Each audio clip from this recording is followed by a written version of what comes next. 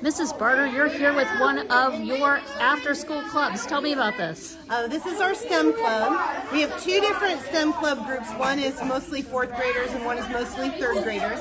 And all year we've been working on different kinds of STEM projects. So we started with some block-based coding, and then we moved to 3D printing, and then after that we did some Sphero robots and coded those with block-based coding.